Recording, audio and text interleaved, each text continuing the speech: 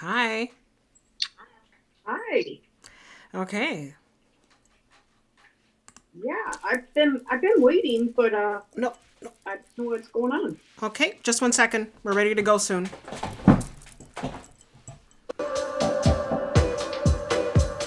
Like, right.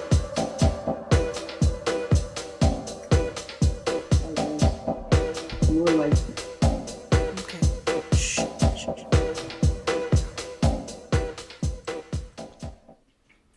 Okay, we're ready.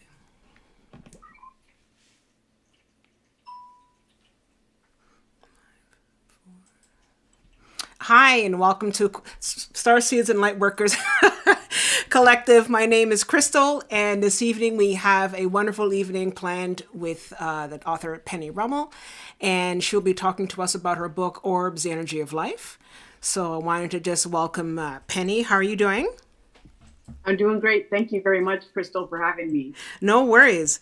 Okay, so did you want to sort of give, I guess, everybody a little bit of background about who you are and how you got involved and interested in orbs? Sure.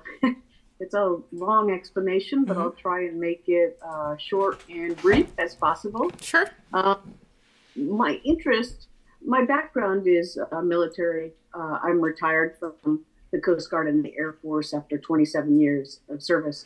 And I started getting into the phenomenon about 2018.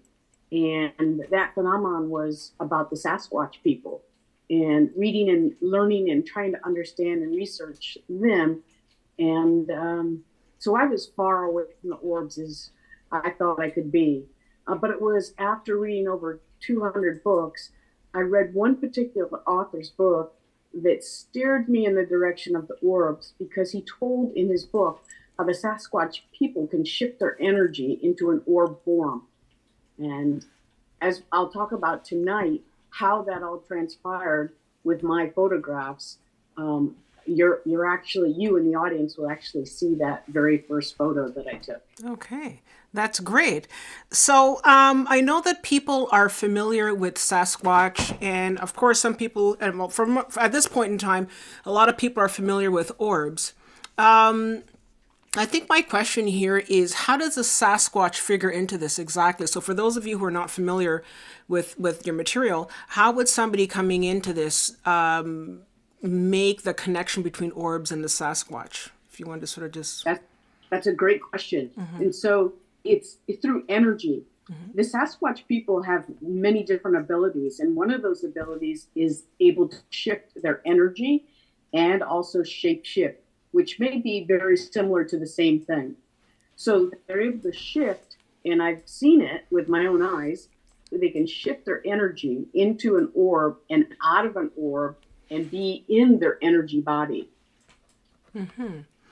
Okay, so that's pretty good. So is that to say that the Sasquatch are, because some people have talked about the Sasquatch and said that maybe the Sasquatch are from another planet, that they're extraterrestrial beings on this earth, or maybe they're extraterrestrial beings that are from a different from underground. Is that what the Sasquatch are? Because I just most So people know them as the just like Sasquatch hominids. Really. the Sasquatch people have a much higher energy or a higher frequency in which they vibrate. And so that allows them, they mastered it. This allows them to shift their energy into an orb form or other forms that they choose to, such as other animals, birds, that kind of thing. Some even believe they can shapeshift into a human and portray that.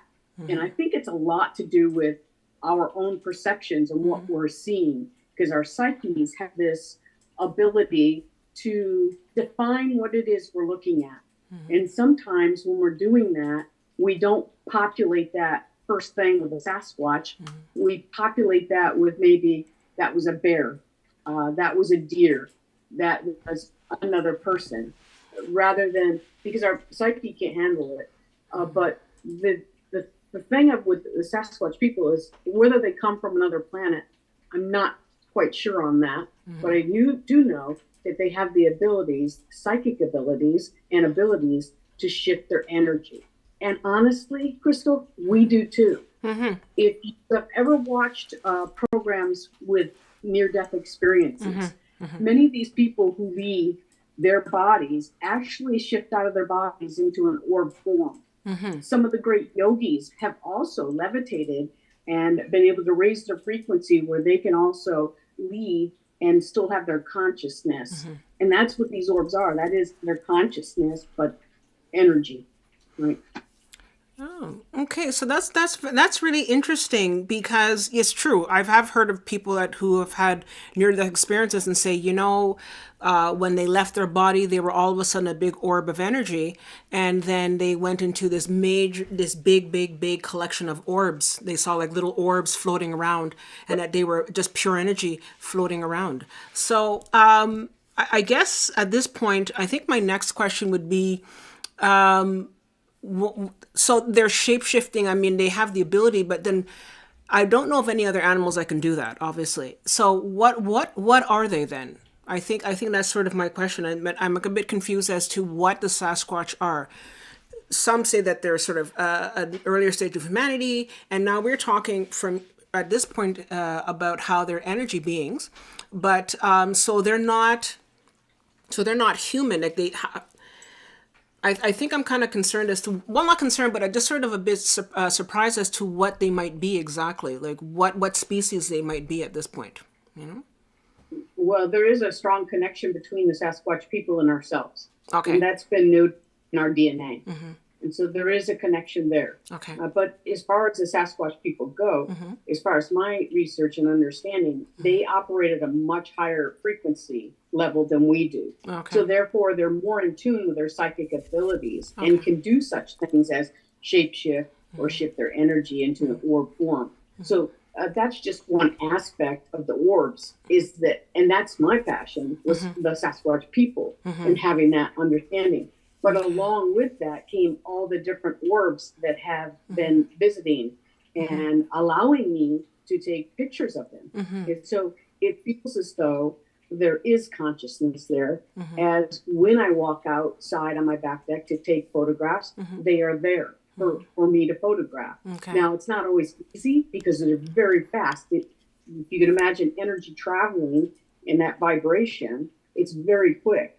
But oftentimes I get very clear, and we'll see tonight, very clear photos of the orbs, which to me is a real blessing that I have that kind of connection with them and them with me.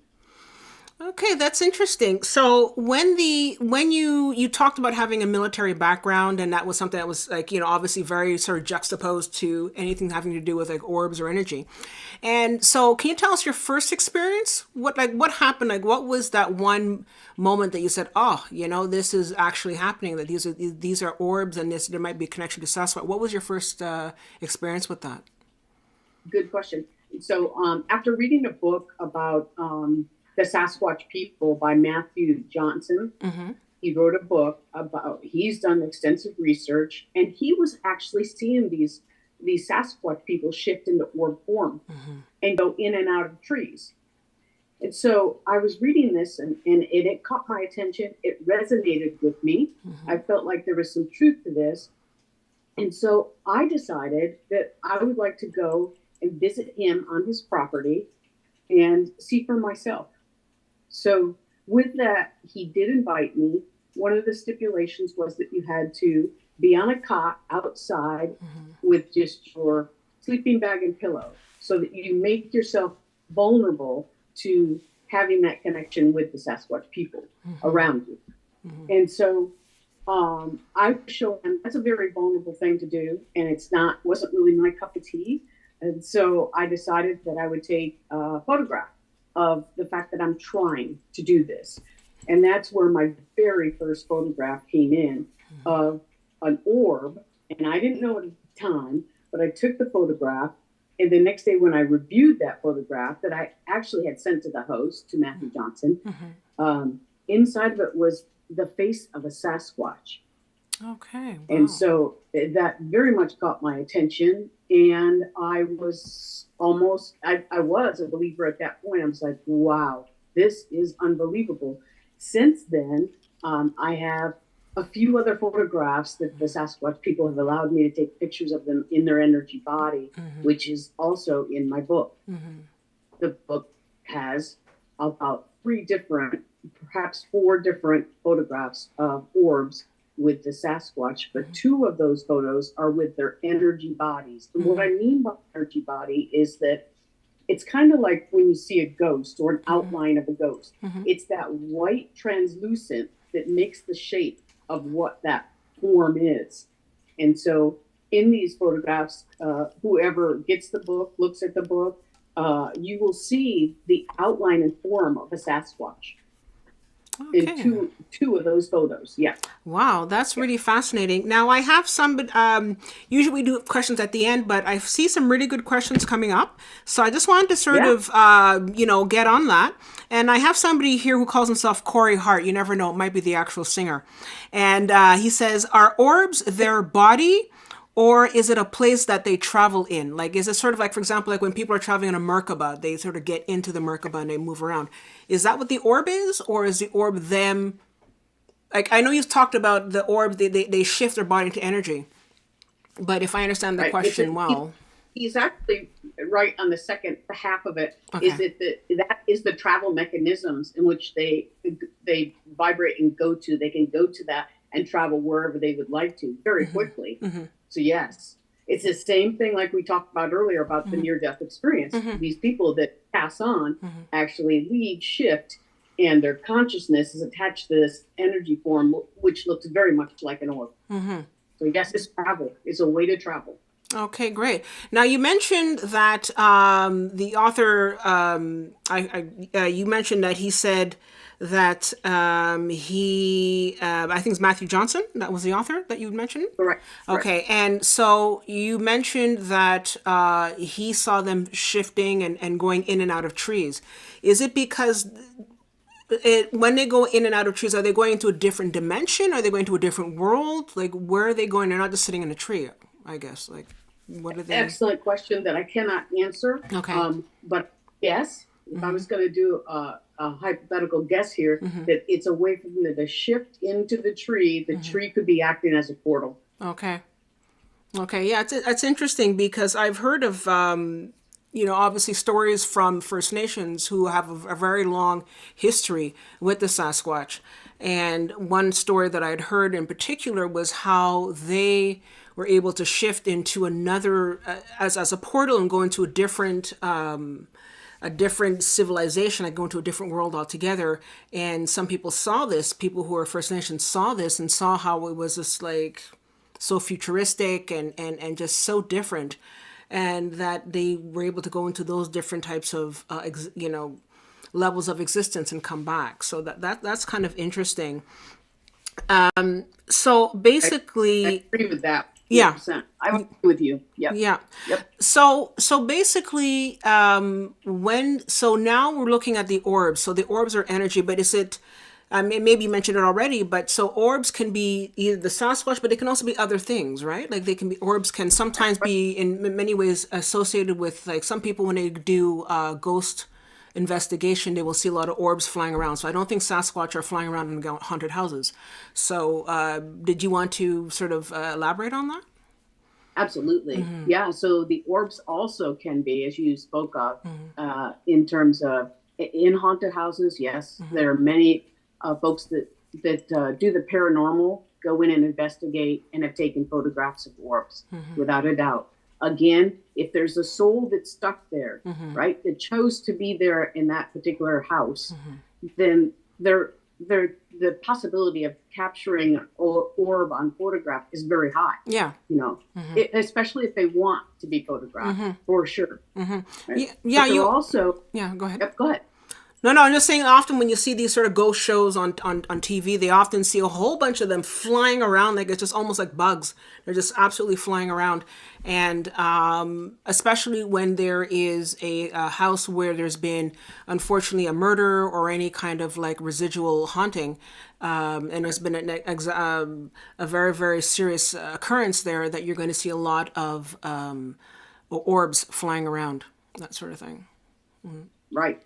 Absolutely. And before I go on to the next thing that I feel is very much attached to the orbs, I want to talk a little bit about energy. And if you and your audience think about us as energy, then it makes perfectly good sense that orbs are that energy of whatever that might be attached in traveling and using that form of transportation, if you will, at that vibration and that frequency. So I think Tesla said it best. If you want to understand the universe, the secrets of the universe, think in terms of vibration, frequency, and energy. And if we think of those three elements and put them together with the orb, for me anyway, it made sense. It made a lot of sense to me. Okay. So, yeah, go on. the next aspect, it would be angelic. Okay. There are angelic as well. Animals, animal spirits. You'll see in my book, I photographed my pup after we put him down. He shifted out, and I have a picture of a very beautiful rainbow orb from Titus, our pup. So, and I also think in terms of death isn't the end. It's actually, it's like a celebration, right? Because we are eternal beings, and it just makes sense that our energy goes on, right? Our consciousness goes on. Absolutely. And if your audience and you believe like I do, it is it's like reincarnation, right? You can come back. We've been here before. We've done this, and this is an opportunity. This earth plane, this 3D, is for us to learn. It's a school. Yeah.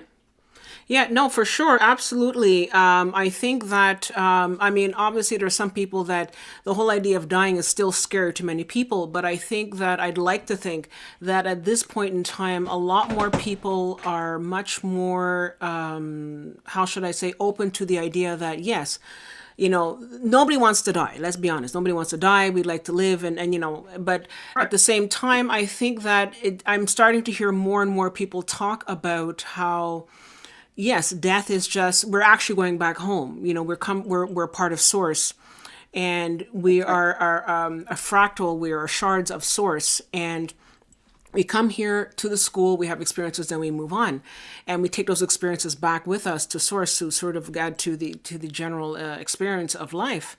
And it's at the same time, it also means that as energy beings, we like you said, we're eternal, and it's a matter of just being aware of that, I think, and also not being afraid of it. Like, for example, if people see ghosts or spirits, that kind of thing, it's to sort of say, okay, well, there's a spirit there, and we're energy. Now, it doesn't mean that there's certain things that are not obviously dark or haunting or that kind of stuff, but I think that when people talk about energy and they understand that we're energy, it makes it easier to understand where these orbs might be coming from, and to also feel that we can become orbs as well when our time comes, you know, and right. And that you can see all around us are orbs. Even right now, there's orbs around me, there's orbs around you, and your audience as well. And so if you think of that in terms of that really opens us up. It opens our minds and it opens our hearts. And that was really the crux of even writing this book, was to help people understand that there's more than just 3D world, and that orbs are a part of that, and they're beautiful. I mean, there's some really beautiful orbs that come into our lives, and that those that have passed on, your loved ones are actually trying to communicate with you. Yeah. And some of it's communicating with you through orbs. But if you're closed off to it, if you're fearful, then you're not going to have that opportunity to be aware of this beautiful connection that you could have with the people that have crossed over, but I believe are really still in this realm, just beyond the veil, so to speak. They're with us. Yeah, no, for sure. And it can mean, I think that often when you are, like you said, when you're open, you can actually see them or feel them, for that matter. That said, I do have an interesting comment here from Jan Mahaffey. She says that a Native American I guess, culture, they are considered spirits. And I think that that is true, that they're definitely spirits and that Sure. they're here to sort of be with us and to connect us. So, did you want to start to look at some of the photos or, and, talk about them? How did you want to go? Well, before we go to the photos, I'd like Sure. to share with the audience how easy it is for them to photograph orbs too. Okay, sure. Because it's not, I'm not a professional at all. As a matter of fact, I use an iPad to photograph all of the orbs. So it's as simple as a lot of people have iPhones, and that works too. You just, it helps to have it in the live mode because you get a certain amount of I think it's 1.5 seconds of filming time, so that you can go back and edit it and find that orb as a whole, if you choose to collect it that way. But I just leave my flash on, iPad, and for me, I really enjoy the live mode because I can actually see the movement. So, Okay. Wow. I see orbs with my own eyes? No, not yet. Yeah. Not to this point. But I feel like that's coming because, as I shared with you earlier, the more and more you open yourself up and you take away that fear, the more that will come your way because you've opened your mind, you've opened your heart to the possibility, and that's a big part of it. Intent is a big part of all of the phenomenon. Every part of it, UFOs, Sasquatch, the whole thing. Your intention and being open-hearted and open-minded is very important. So I just wanted to put that out there that I'm not a professional photographer and that you and your audience can certainly take photos of orbs too. Well, for sure. I mean, I don't think there's any kind of professional, especially in this kind of realm. There's no professional. I think that I think where some people might have the ability is when, some people are born with an extra sensory perception. Some people are born with ESP, or some people have that little extra about them. But that being said, I feel that, so I guess I think, because that was going to be my next question. Excuse me. Is there a way to, I guess, either kind of meditation or any kind of way to connect or anything to say? But if you just said like you just sit on your patio and you're open to it, then I guess that would be the best way, is to just sort of be still. But I'm wondering, it must also help to be in a natural setting. Like, I mean, I don't know if you can be on Fifth Avenue and see orbs. Maybe you can. But if you maybe, like, if you're in a forest setting where obviously the Sasquatch would be, I guess that the forest setting, the energy is a little bit more intact and not as frenetic with like all the lights and noise in a big city. Would you say that being in a, let's say, a forest setting, like sitting down on a forest floor and just sort of being quiet and just meditating, I guess, would that be conducive to seeing more orbs at that point? I'm sure, but I actually feel like orbs are everywhere, right? And that having the right environment, you're right, absolutely. Having a natural environment to see those different orbs and the possibility of faces within the orbs, that's, yeah, I agree with that. But as far as, I have a lot of photographs that I've taken indoors, many different places that the orbs are there. So, I mean, I even went to Egypt and took pictures of the orbs of the Great Pyramid, and they're around the Great Pyramid because why? There is a lot of energy there. Absolutely. A lot. Yeah. And so, very high frequency, very high energy. As a matter of fact, we didn't need much sleep there.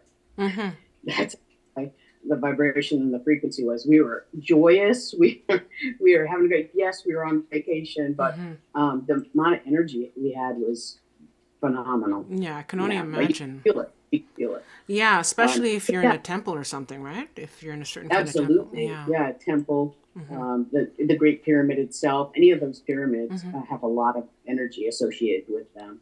Okay. But yeah, I think even in New York City, that's an interesting thought. Going to New York City, you know. Yeah, on Fifth Avenue. I don't know if in the middle of Times Square, if you mean, maybe you would. Who knows? But like, I mean, it's just that the energy is so wild, and I think that. Yeah. I mean, it's still it's energy. It's eternal, but at the same time, it's also very subtle. And I think that sometimes people expect a very kind of Hollywood perspective. And I mean, yes, maybe you can see it with your eyes, but you can also see it with your internal eye. And your internal eye is going to see something at a subtle level in a way Right. that you're not going to sort of have like a Hollywood thing where you're going to have a light come out of the ceiling and boom, you know, it comes down. Like, I don't know if that's, you know, I don't think that's really realistic. I think that if you're still and you're quiet, and yes, if you're if you're inside and you're very, very calm and relaxed as a person, then the chances of seeing a orb is better. The same thing with a haunted house. A haunted house is very, very quiet, you know, and there's not much going on. So it makes sense to me that you would see orbs in a haunted house as opposed to, let's say, the subway station. You know, it's Right. yeah. Well, energy meets energy, right? You Yeah. go in a haunted house, or energy is going in, and you're going to experience the energy that's within that house, right? It's the same thing with anywhere you go. What's the energy level like? And as far as meditation goes, that's a really good point. You can meditate. You can have a wonderful meditation and have set the intention, which I try to always set the intention before I go out, that I will see you when I go out there. I look forward to you. I'm in gratitude. I think that's a big part of it too, is being in gratitude and happy to see them, joyous to be able to photograph them. I think that's all part of that intent. But meditation's huge. I don't want to overshadow that. That's a big part. And do I do that? No. But if I did, yeah, I think it would be phenomenal. Matter of fact, thank you, Crystal. I think I will try that. Yeah, for sure. Why not? Nice, and then go out and take photos. But generally, I just set the intention that I look forward to seeing them, and then I do protect myself too. I think it's important. Yeah. To go out and protect myself and surround myself with the Christ light, white light, and you can visualize that through your third eye, or just close your eyes and visualize that, and then go out and enjoy taking photos. It's excellent. Yeah. And I had just one last question, because as we were talking, it sort of dawned on me, and I said, well, when you say you see orbs and sometimes you see faces, either Sasquatch or different types of faces inside of them, do you ever hear anything audibly, like anything saying something or talking to you, or any kind of sounds or music or any kind of any kind of sensation at that level?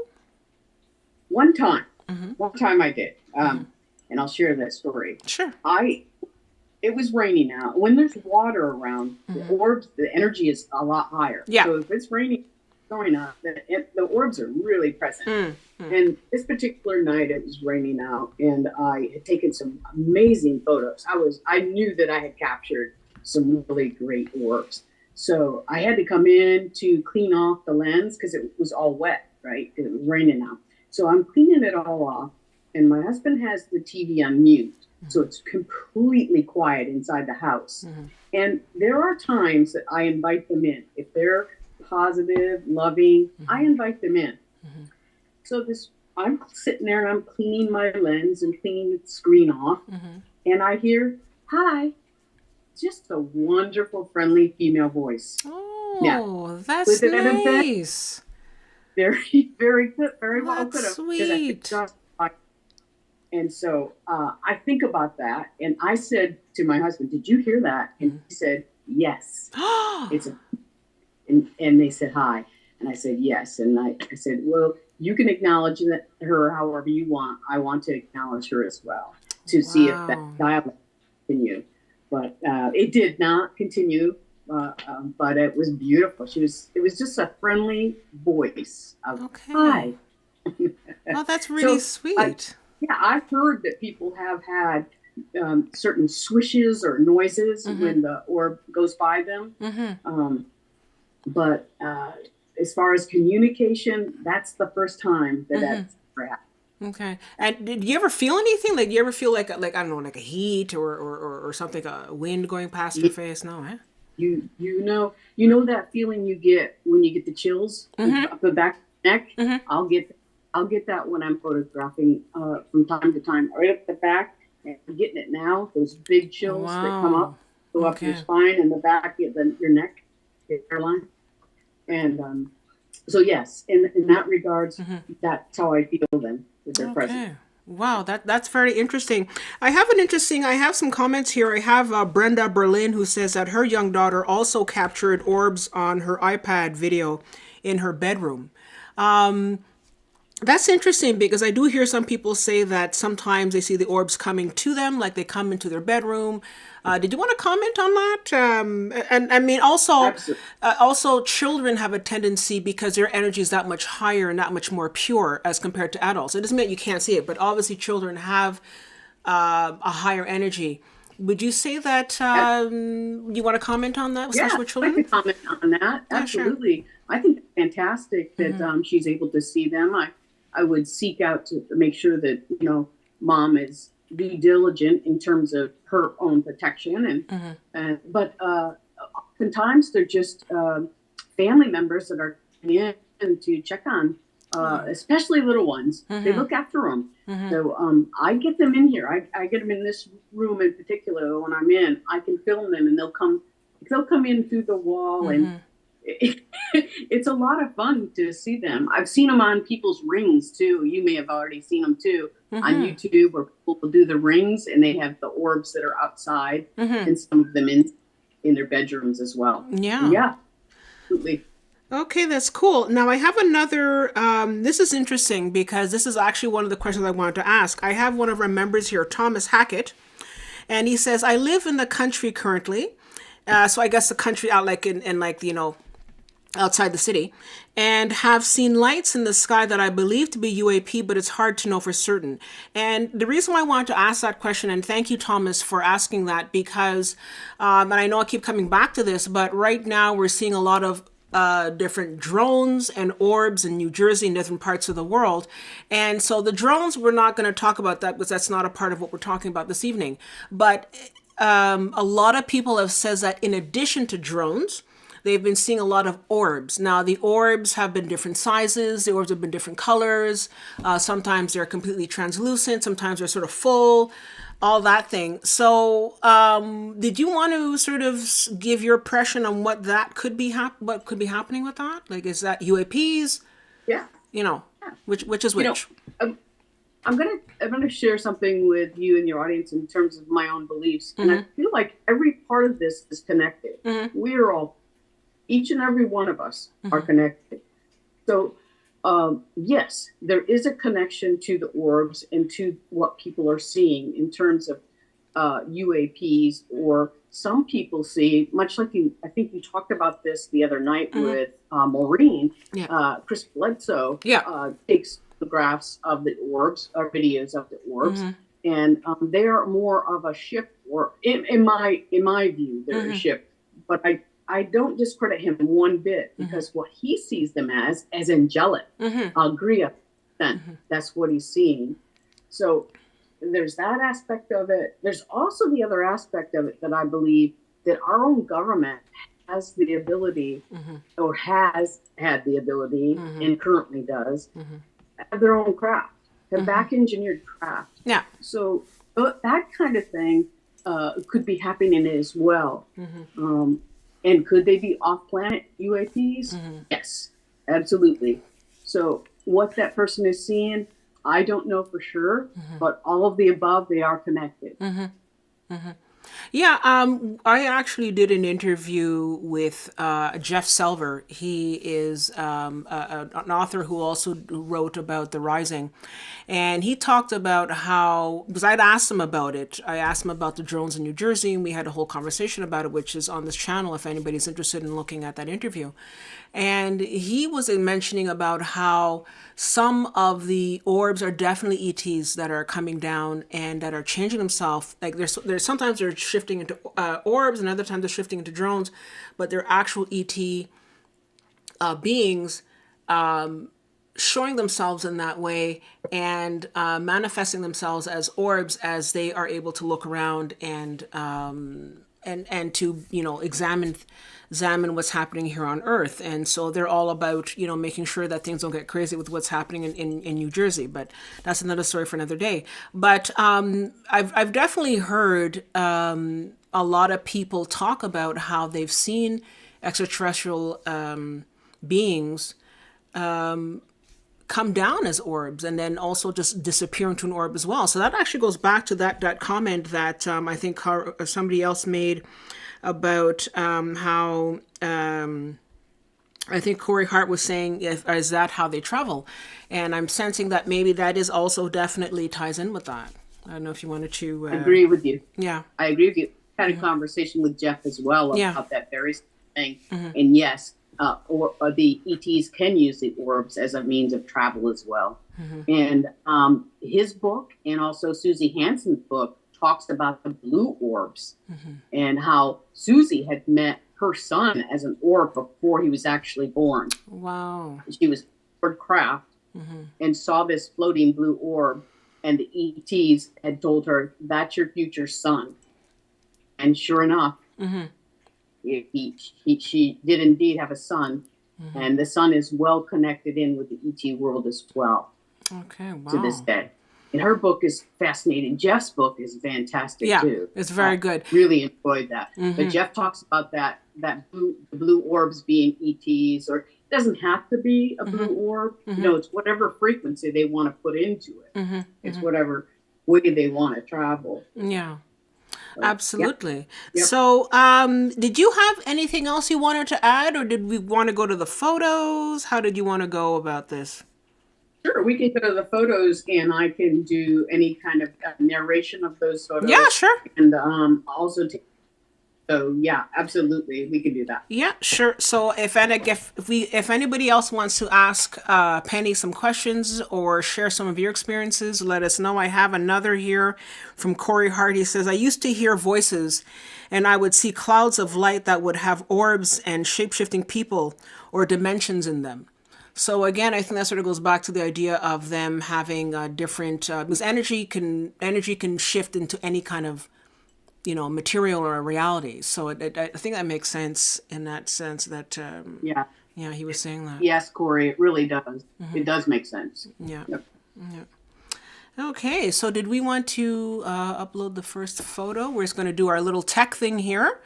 And we're going to upload our photo. So you have the photos, I think, right? The photos that I'd sent you, like in the number. Okay, so I have them numbered. You had them numbered, yes. Yeah, exactly. All right. Okay. So Do you want me to? Yeah, go ahead. Yeah. So do you want to start with number 1, the first photo? Sure. Are you going to pull them up, or do you want me to pull them up? We'll pull them up. Okay, so we'll start with photo number 1. Just want to make sure we get them so our audience can see we're having. Okay, there we go with our first photo. Little technical difficulties here.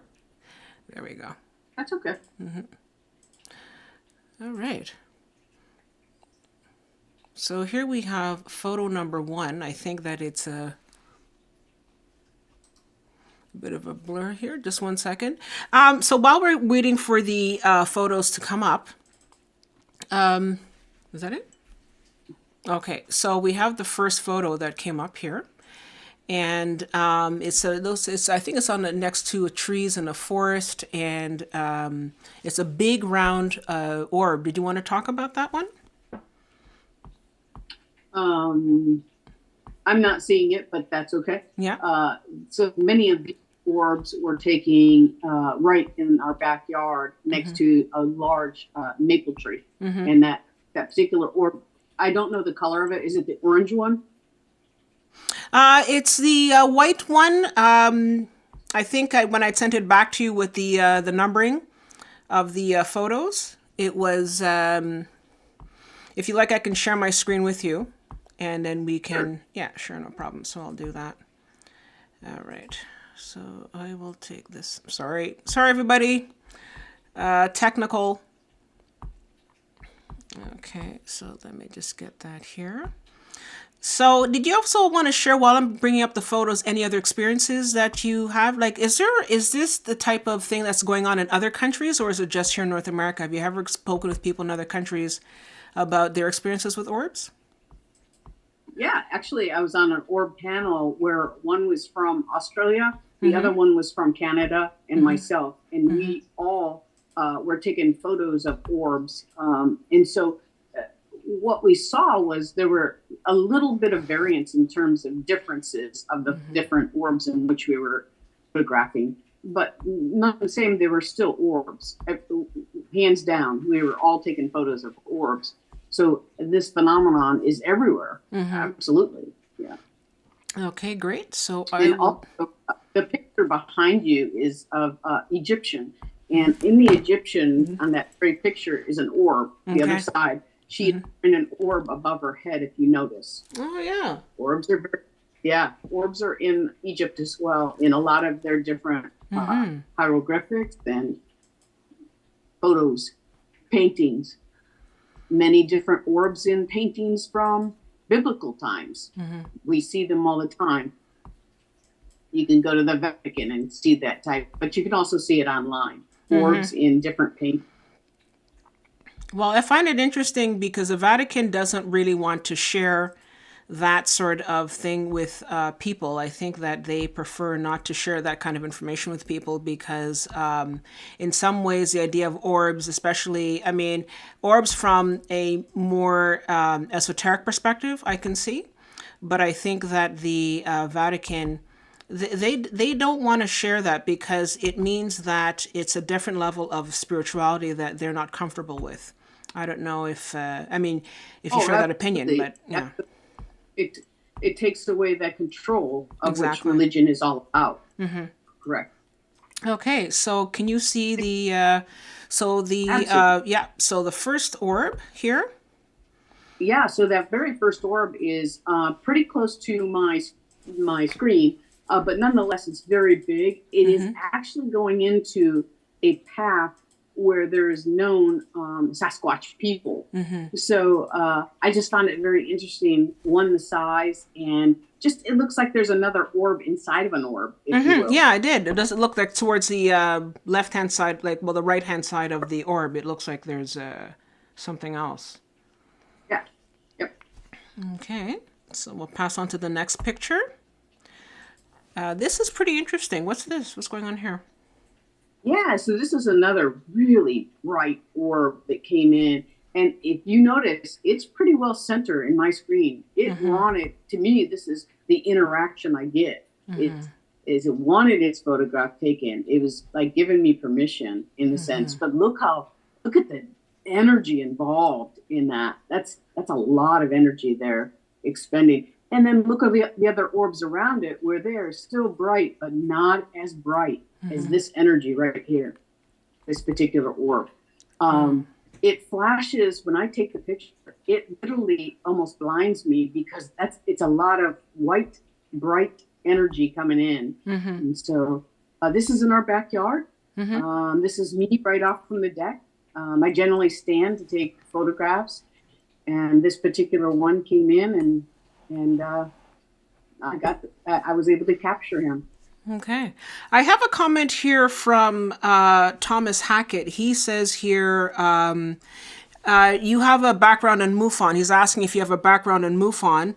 And he says yes. And he says, it's interesting to me that you as well as other investigators such as Lou Elizondo report having these orbs becoming a presence in their lives as they investigate. Did you want to comment on that? Oh, sure. He's absolutely correct. I used to be part of MUFON. I was a field investigator and also a section state director for the state of Washington and worked directly with your other guest, which was Maureen Morgan, and a wonderful lady. But I think the phenomenon goes to who is open and ready for it. And I think it can go to anyone. But in this particular photograph, this orb wanted its picture taken. It was like, I am here, you know. Does it follow those and the MUFON? Sure. But not just orbs. It can be so many other parts of this phenomenon besides UFOs, UAPs, and orbs, Sasquatch people. There's so much more to it. Fairies. It's just so unbelievable what's all involved. But again, it goes back to keeping your mind open and your heart open to this. I have an interesting comment here from Corey Hart. He says, in Tibetan Buddhism, the Buddhas have giant halos around them that look like they are surrounded by orbs, and they fly around on a lotus cloud in them. I believe this represents their aura. And that's interesting because I'm wondering if that's also what's happening here as well. You know, there's a certain aura of energy. The only thing I would say differently was that that it's not their aura, it's their consciousness. Okay. It's their essence. Yeah, it's them. Yep. Okay, that's cool. And just one last comment here before we go back to the pictures. Thomas Hackett says, does that illumination suggest it is in motion at the time of the picture? So I think he's commenting on the picture right here, and he says, does that illumination suggest it is in motion at the time of the picture? That's correct. Absolutely. They're all in motion. That's absolutely correct. Okay, great. So shall we go to the next photo? Sure. Yeah, okay. So we'll go to the next photo here. Okay, so this is interesting. What's going on here? It's fascinating. I call this the rainbow orb because it has all the different frequencies. As you can see, all the different colors of the rainbow are within it. Yeah, I see that. Yeah. There's another one that I think I sent to you. I'm not 100% sure on, but it's also of the rainbow orb. Again, they're very quick moving. As you can see, I only got portions of it. But so generally they're in a round, but when they're moving, it looks tubular, much like so. And that's what we're seeing.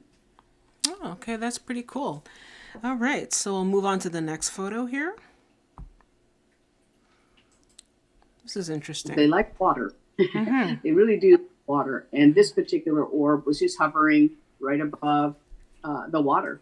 And they fade in, they fade out very quickly too. So not only can they move in that tubular fashion, but they can just come on and come off. And that's what this one was. It was one that came on and off. So Okay. a little bit different in movement. Do they go in and out of the water, or do they just float above it? Yeah, it appears that they go in and out. It does. It looks like they're zooming through it. Okay. Okay, so they're kind of like USOs in a way, as it were. Next photo here we have, okay, so this is you camping, I guess, and then... I do camp. I camp with a group that like-minded people that enjoy being out in the woods with the Sasquatch people. And as I'm camping in the evening time, I'll walk around and take different photographs in the woods. And to no disappointment, I tend to capture a lot of orbs when I'm camping. Oh, that's really nice. Well, that's what I was thinking. I think that in a forest setting, especially if you have orbs that represent animal spirits, you know, that would make sense to me that you would see a lot more orbs there. All right. So next photo here, this one here. What can we say about this one? Yep. Little beautiful one that's fading out at the bottom edge of it, kind of a yellowish golden color.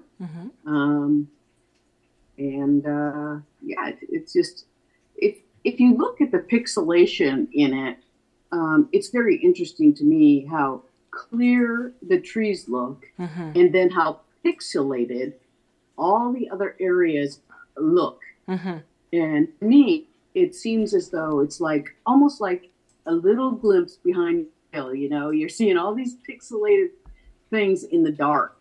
You see all these pixelated colors, and but that's just me thinking this is very interesting because it moves often. It's moving. So just something I noted. Okay, that is true. I did notice that. Yeah. Let's see. How about this one? This is also another tubular looking one. Yeah, it also has the rainbow colors in it as well. Yep. And so you can see that there's other orbs in there in that shot. A few other ones. Yeah, I see that in the background. Yeah. Yeah. Yes. Yep. Also in the backyard.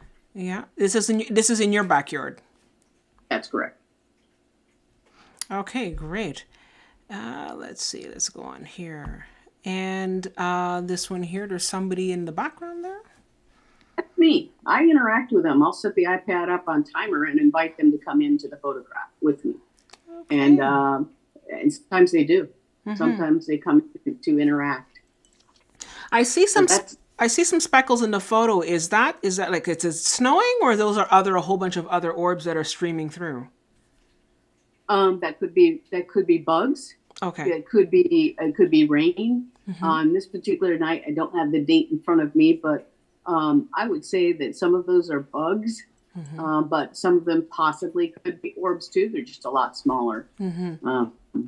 But And it kind of looks like rain to me, just because all of them are going in the same direction, if you will, that slanted direction. I have someone here, eternal student, who was asking about the camping photo, and they wanted to know, where was this located? What location is that photo taken in? That's in Greenwater, Washington. Okay, great. So we'll move on here, and the next photo. This looks very interesting. Yeah, this is fascinating orb, and I get these every once in a while. These yellowish mustard brown color, almost looks like a big marshmallow that's been toasted on the open fire. You're thinking with your stomach. Yeah, and it's milky. It's beautiful, and they're often pretty large. What is the largest one you've ever seen? I mean, maybe you have or haven't photographed it, but what is the largest one you've ever seen that you were like, whoa, what's this? Yeah, this would be one of them, and we may see you'll see them in the book. All the large ones are in the book, but they generally are about this size, Crystal. And just to sort of get a bit of context, when you say this, is it the size of a basketball, a watermelon, Yeah. a pumpkin? Like, what kind of size are we looking at? Yeah, this one here would be at least 3 basketballs. It's a pretty good size. Wow. orb. Okay, wow, that's But pretty the large. other ones below are, you can kind of see the shape of them. That's like a basketball. Yeah. Okay, that's pretty interesting. I didn't know that they would get that big. So I'm always used to the little small little ones that are floating by, but they can get really big. So if they're bigger, is this a different kind of energy or a different kind of being inside, or? I don't know. I honestly can't answer that. I don't know. Okay. I just know that they're there and that I acknowledge them and them for being in the photo. I just don't know what to tell you. Okay. All right. So let's moving right along. We have another one that seems to be in a hurry. This one.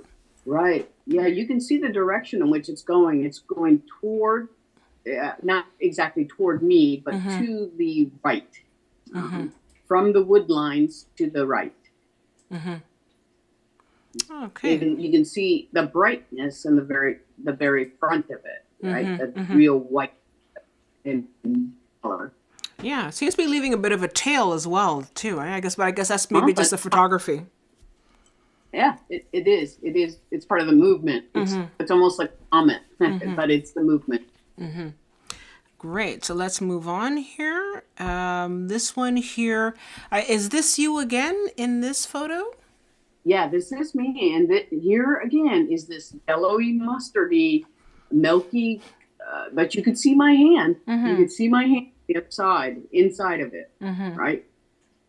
So just interacting with me.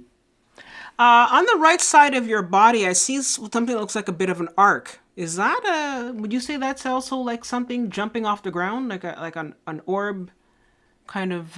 You see it off the ground there? Yeah. It's an orb that it was a very small one, but it's an orb that moved. It was moving upwards and made that arc. Yeah. Yeah. That's kind of interesting. Notice below that orb that I'm touching into. Look at the mist underneath it. It's fascinating to see.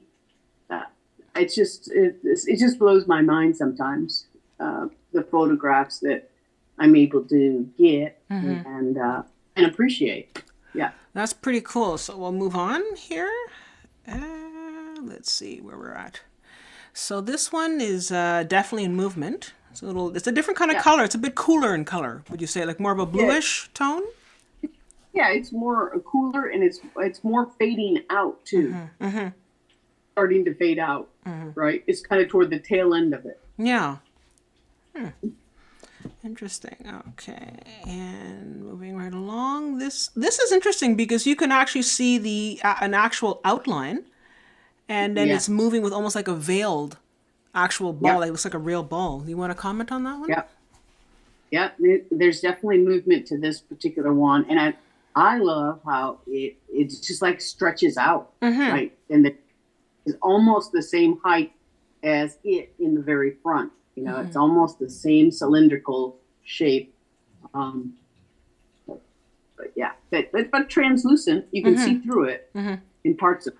Yeah, but it has a very distinct line, which I find very beautiful. I find it sort of like, it's almost as if the moon is sort of moving through the trees and it's leaving like a tail behind it. It's very, very pretty. I like this Right. one. Yeah. So let's see what else we got. So this looks interesting. What are we looking at Yeah, here? this is during rain, actually. It's really misty out. And when it's misty or rainy, like I talked about earlier, the orbs tend to like that. There's a lot of energy associated with water. And so the orbs tend to come out. And this particular one, there's quite a few in there. You can kind of see the background. There's more in, but this particular one really had a lot of energy associated with it in the front. But you can see the raindrop too, right down here in the, on that side going down.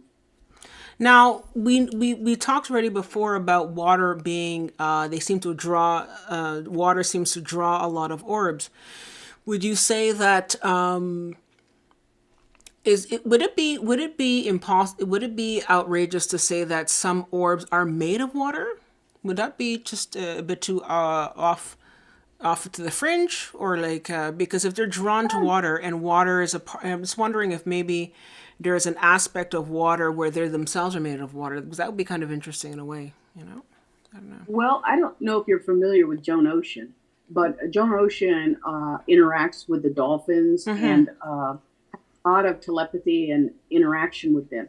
But what she is really known for is photographing orbs underwater. Oh. So, yeah, there is an association with water and orbs. Okay.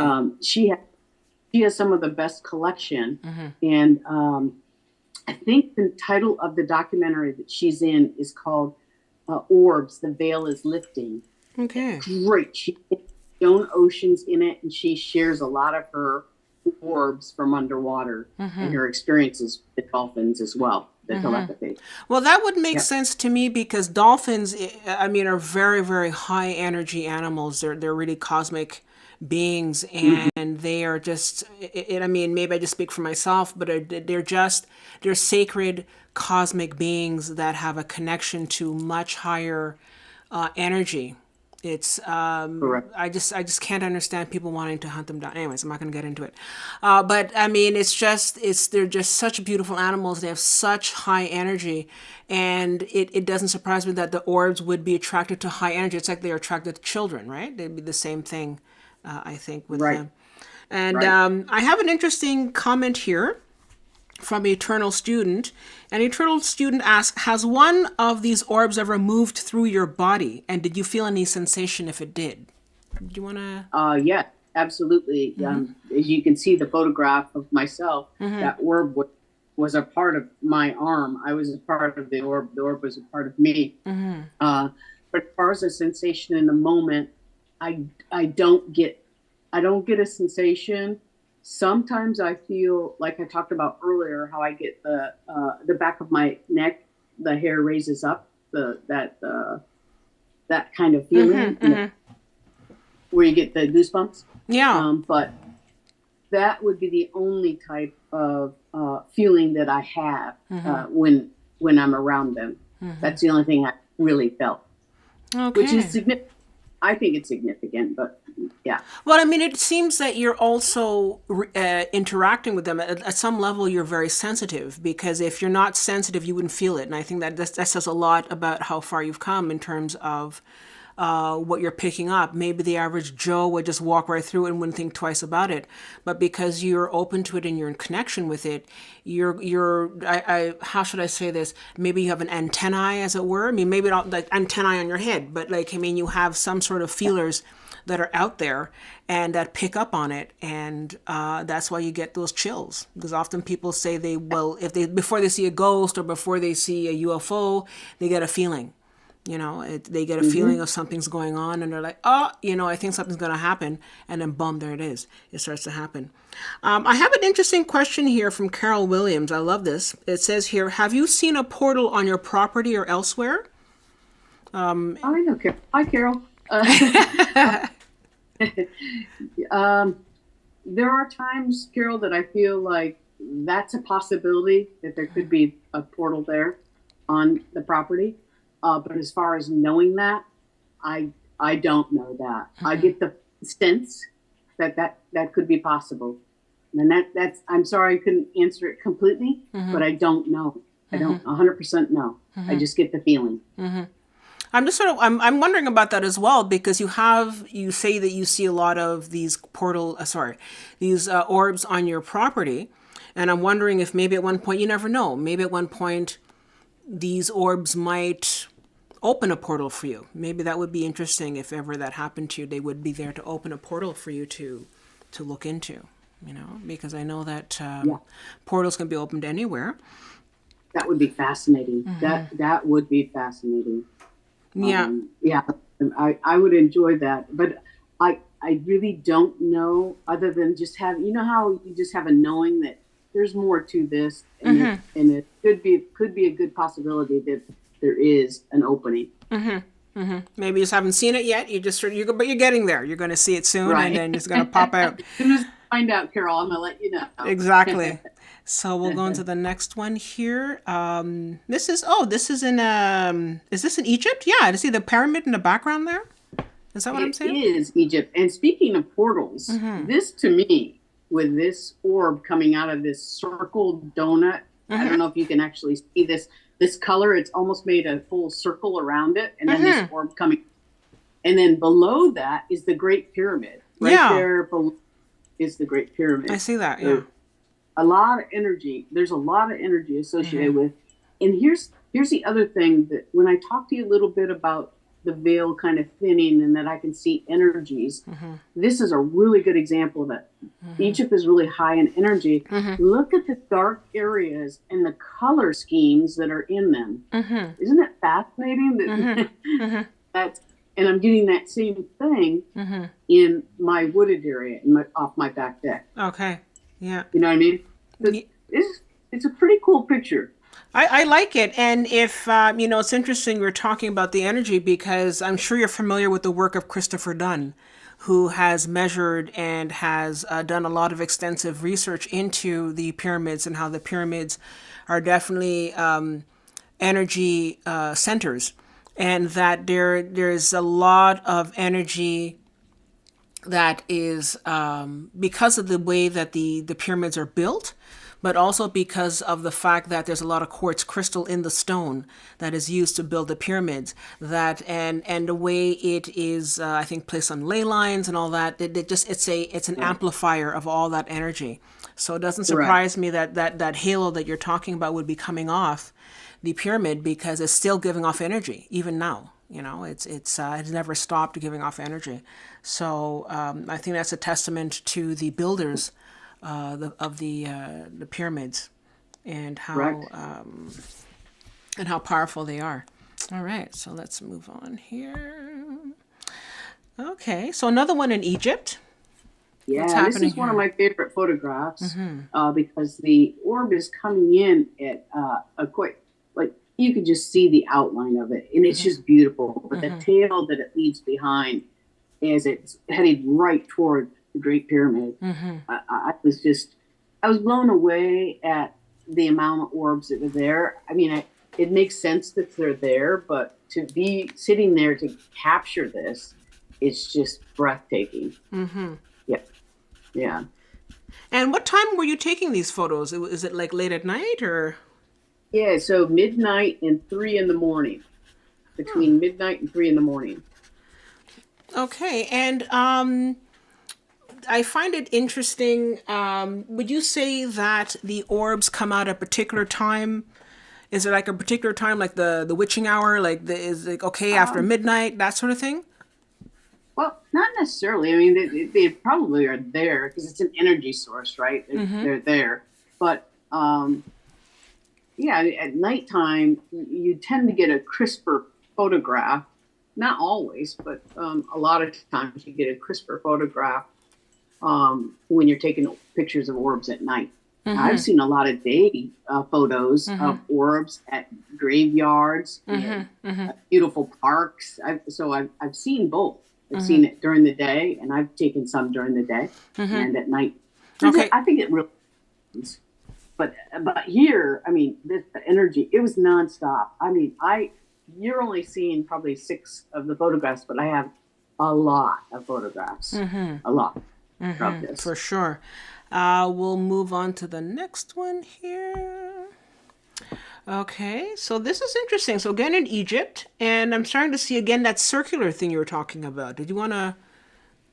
What do you think of that? That to me looks like an orb that is moving in an arch form. So it's made its complete 360 or 180 up into the arch and back down.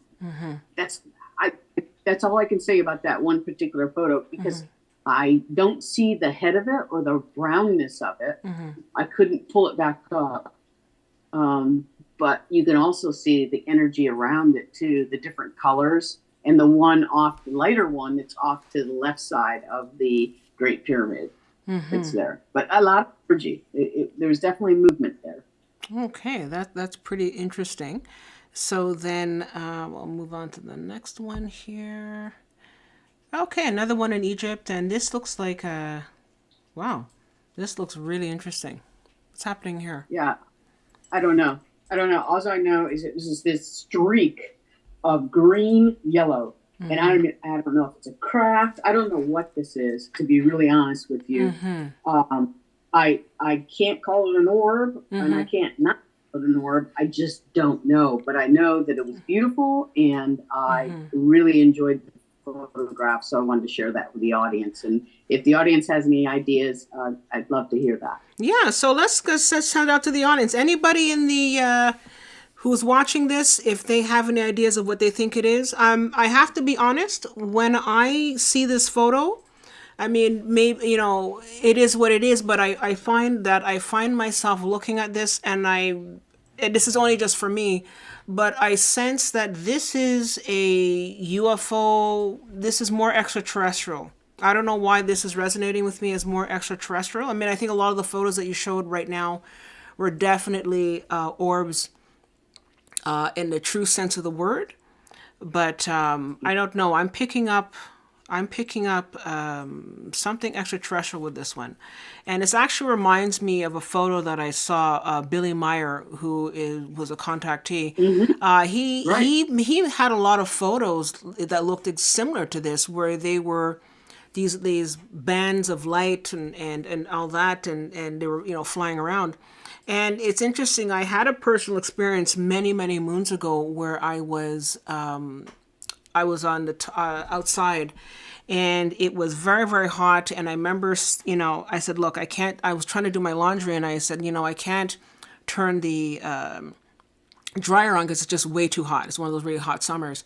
And so I decided to just wash my clothes and then hang them outside on my balcony on the line, because I felt that would be just a great way to hang up my clothes and then not have to turn on and so I was outside with a friend. So this is the thing. So it's not me it's imagining. I was outside with a friend, and I was hanging up my laundry, and all of a sudden something that looked exactly like this. It was like more rectangular though, and it looked exactly like this, and it just went vroom and just flew right over my building, and it had 2 black dots on either end, and maybe it's just something that I'm picking up, but I don't know. It's just I have some people here commenting saying that it might be a cigar, one of the shapes of the new NTE, non-terrestrial beings, or NTB, non-terrestrial being.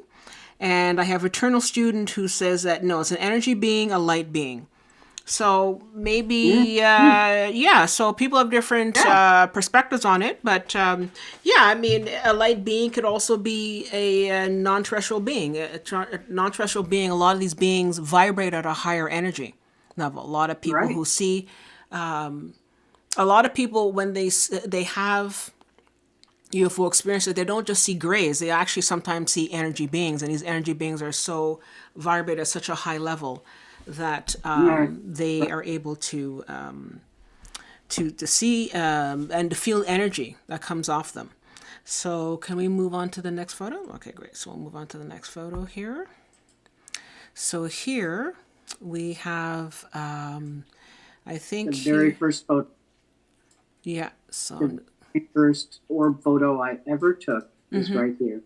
You can see my cot getting ready to go to the hosts, but really practicing camping outside. Inside this particular photo, you can see the face of a very young or juvenile Sasquatch.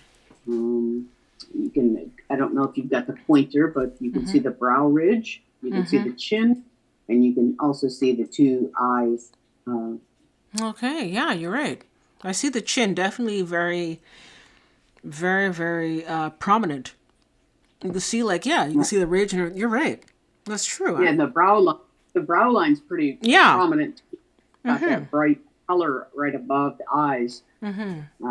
Yeah. That's pretty cool. Okay, so that's very interesting. So if anybody wants to comment on this one as well, let us know. Send in your comments. And I also had somebody here, Eternal Student, says that she would call you a psionic channeler. How do you feel about that? Psionic. I interesting. I don't really feel one way or another about it, but I'm going to take it as a compliment. Yeah, for sure. Absolutely. Compliment. Absolutely. All right. Thank you. No Thank you problem. very much. We'll move on to the next photo here. So the next one here, is this the one that's a bit more orangey, yellowy? Right. Yeah. Next to a Beautiful. tree. I mean, just gorgeous tail. The head of it almost looks like it's going down into Mother Earth. Yeah. And this particular tree, this maple tree, is to me is very sacred. It's been there a long time, and so I think these particular energies are attracted to it for sure. Absolutely. And also here, I'm not sure if you notice here if you look on if you're looking at your screen, look on the left side of the screen, you have this little orb here in the corner here, That's right there. What's happening? You got it. Good eye. Yeah. That is a little orb coming out as well. Yep. Okay. And I have Eternal Student who says that in the last photo where you see the ridge and the face of the Sasquatch, said they are shapeshifters, a Sasquatch orb photo. So maybe that's what that photo is maybe it's a Sasquatch shifting. Who knows? Yes, absolutely. It's shifting. It's shifting its energy into orb form. 100%. You're absolutely right. Great. So let's move on to the next one here. So, this is interesting. And if I could talk about that. Yeah, sure. Very first photo again too. A lot of synchronicities around that. You remember that I'm going to visit this author at his place who has talked about the orbs, the Sasquatch people shifting their energy into orbs. I take that photograph and there's the Sasquatch in the orb.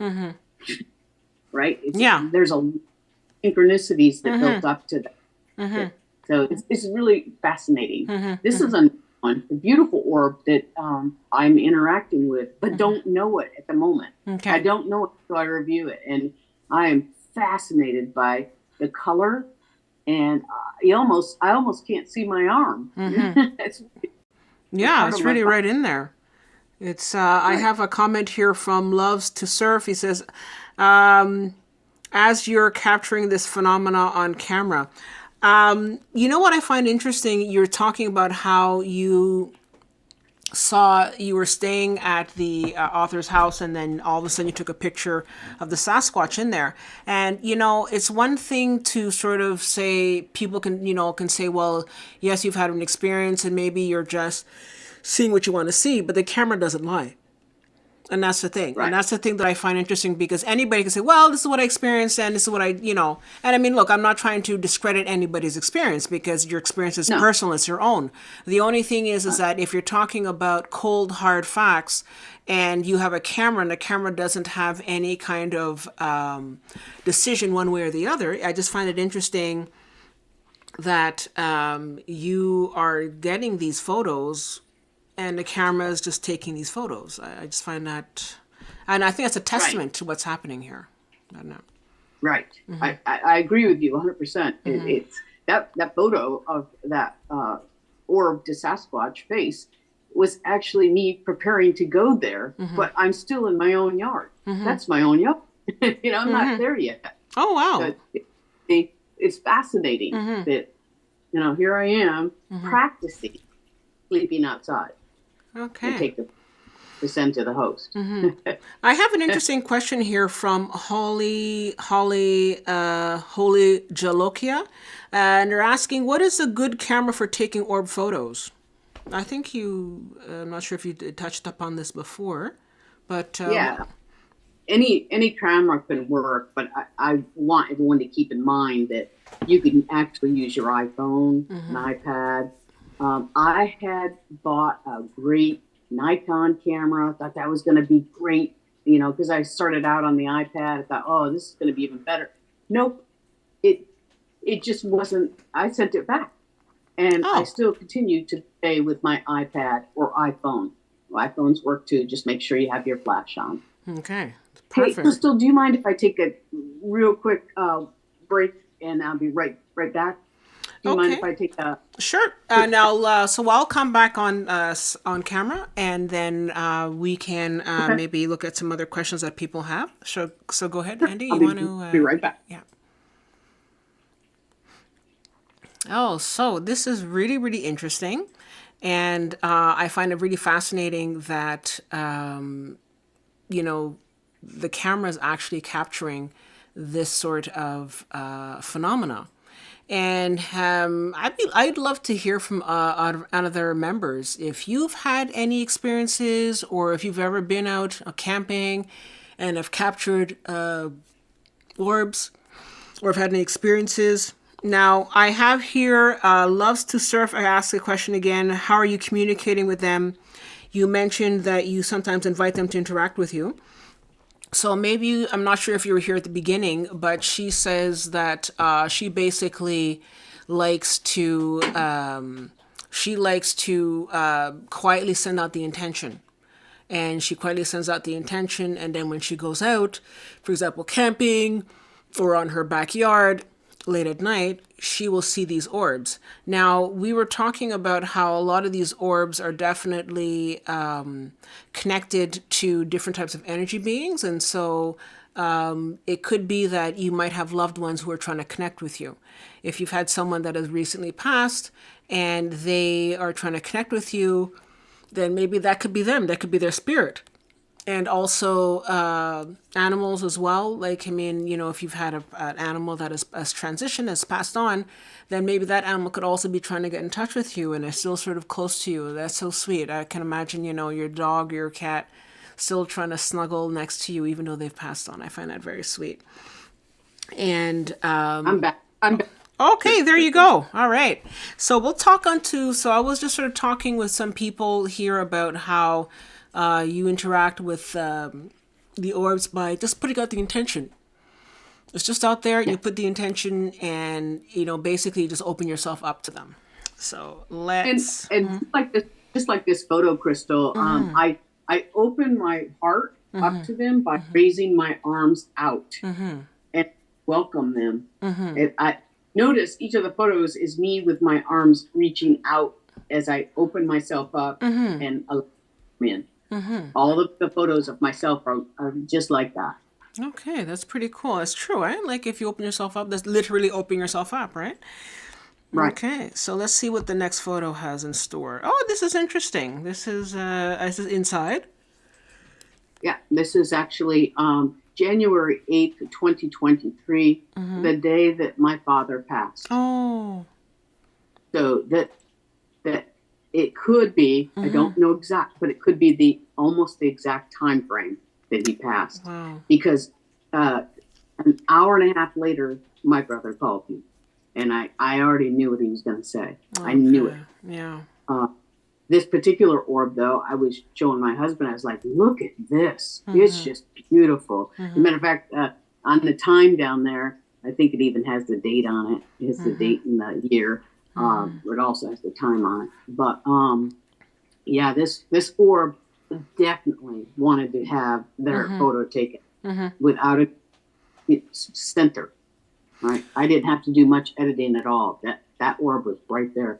So I felt like, boy, it's either my father's guardian angel or my guardian angel, something letting me know that that had happened. Okay. But that was fascinating to me. That I captured that picture, and then my brother called me.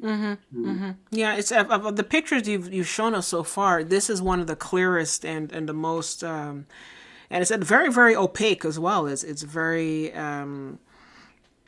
It's really touching to see how bright this was. So you were sitting down and you were holding your camera, or did you actually see this with your naked eye? I had the feeling to take the picture. That happens a lot. Okay. You have a feeling that I need to take a picture. Okay. I took the picture. Now that's and there what you was go. there. Okay. Okay. So you get the feeling first, and then when you get the feeling, you take the photo. Correct. Okay, that's great. Wow.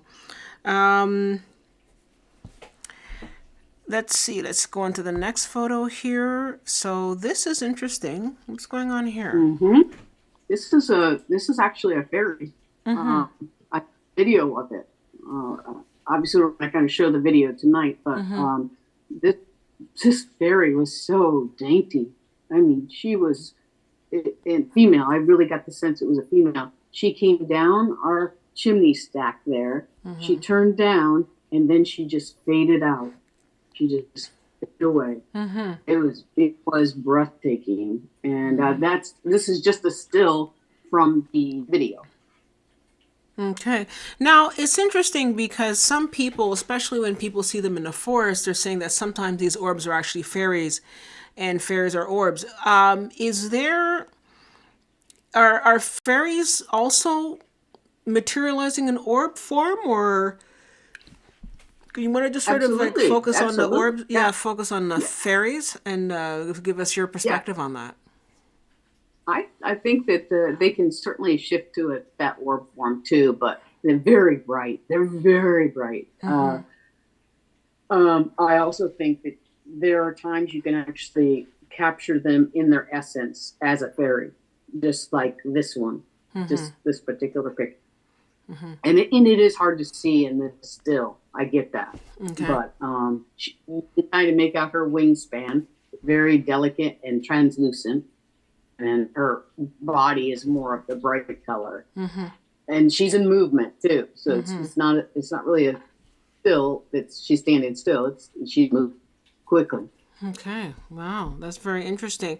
And I mean, when people say fairies, are we talking about what we think of, like from children's books, like with little wings and yeah, okay, correct. And they live at a different dimensional level too, don't they? They live in a very different dimension. They do. Yep, they absolutely do.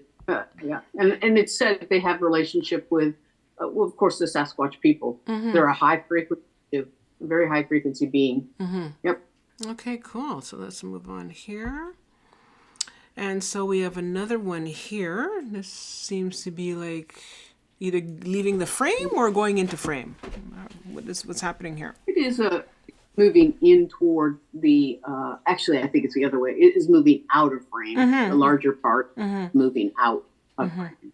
It's like, no photos, please, you know? I'm getting out of here. Exactly. Okay.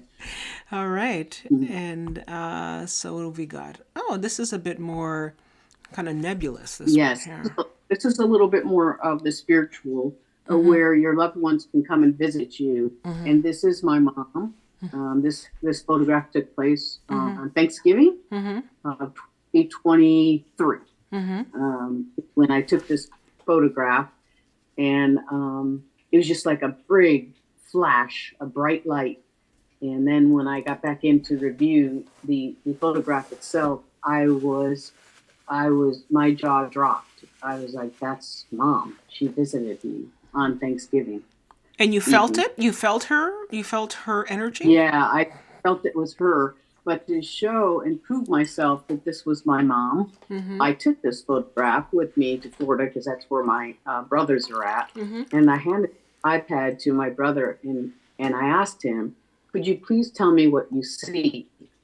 And he sat with this for probably about 3 minutes or so. And then he looks up at me and says, that's Mom.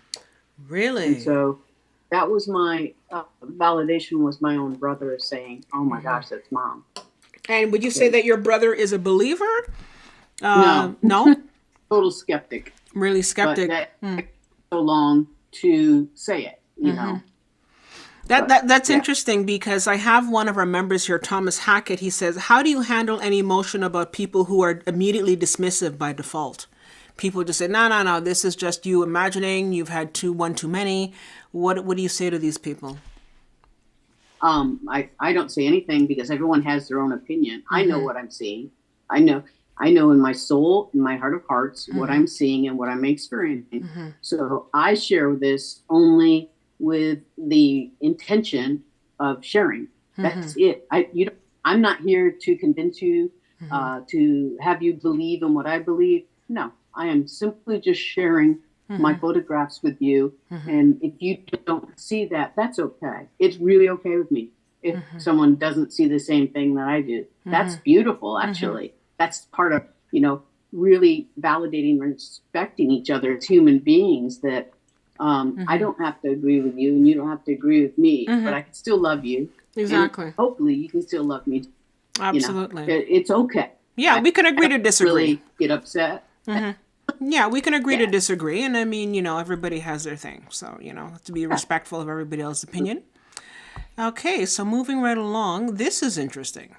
Now, this is That's interesting. my father. That's my father. That's your father. Is, okay. Yep, that's him right inside of the orb. Yeah. Wow. Okay. And did you feel anything when he was there, like in the orb? Did you feel or have get an impression? Or was he giving you messages, that sort of thing? No. Well, this picture was taken right at my birthday, so that in itself kind of sent a message that I'm okay and I love you. But no, as far as any communications telepathically, I didn't get that. But to me, the photograph was everything. It spoke volumes. It said everything I needed to know, that he's okay. And that's all that's important, is that he's okay. That's pretty beautiful. Exactly. And that he loves me. And he loves you. That's very sweet. Yeah. And then, so the next one here, we have here, and now there's a water. I think there's that water there next to the trees, like a below the trees. That's our pond. That's correct. Yep. A beautiful willow tree. And this particular orb was coming up there. I just loved how there was green. You can see the green of the willow tree on each end, and then that pinkish translucent in the middle. I just really, that particular photograph. Okay, wow, that's very interesting. Okay, and I think we're maybe on our last photo. Oh, there's your cover of your book. So I think we're on our last photo here. So that was very interesting. And everybody, this is the cover. I'm not sure if we can go back to the first photo that we have of her. Yeah, of her book. And I highly recommend people to look at the book and to buy the book. And because I think in your book you share a lot more photos, I think, right? And you share a lot more of experiences. 107, almost 170 photos are in the book, color pictures. And it's also in a Kindle, which is really nice because you can, enlarge them and look at them and examine them. So I kind of like the Kindle version of it too. But it's nice to have the paperback as well. But they're all color photos. That's great. And so what's the next step? So you've written this book, and you've had a lot of experiences. Do you feel that there is a next step or next level in this exploration? Oh, yes. Yes, definitely. I feel like when the time is right, first of all, I'm going to continue my writings because I'm writing a book about the Sasquatch people too, and Okay. this will tie in Orbs. But I do feel like as I am preparing myself and getting more and more comfortable because each of us have to work on our own fear level, right? Our own selves spiritually, because this is a spiritual journey. That's what it is.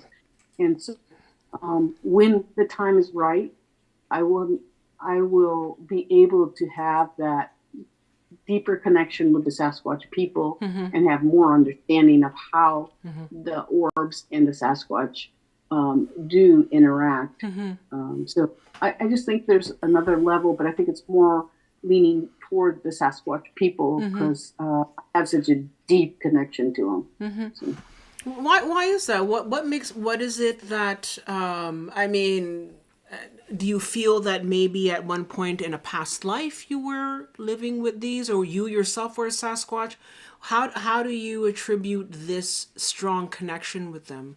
Where do you feel that comes from? Absolutely. There is a connection, and they are family to me. I do feel like I have been Sasquatch people or person in a past life.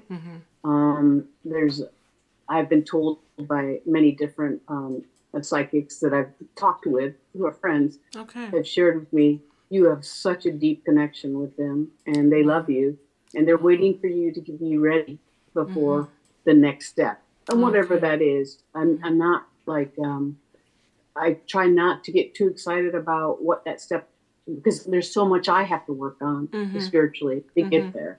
So I just take one day at a time. Yeah.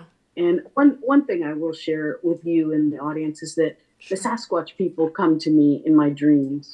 They come to me a lot. Oh yeah. Oh really? Would you like to share one of your dreams or something? Just to sort of give us an example of when they come into your dreams. Are they saying what's happening, and give us one of your dreams? Yeah. The one particular dream, before I fell asleep, I was hearing them. But Crystal, I was so calm about it. Like I could hear the chatter going on outside when I was camping, and I was in a state of calm, and I fell asleep immediately, which is strange, right? You hear all these noises, you're not going to fall asleep, but I fell right asleep, and then in my dream, this large male comes in to talk to me about trust. We need to work on trust, and so he is going to do an exercise with me to practice that trust. And what he wanted to do was, I don't know about you, but when I was a little girl, I loved being thrown up and catched. You know, adults do that. Well, that's what he wanted to do. And that I was to trust him that he would catch me. And that's what he did.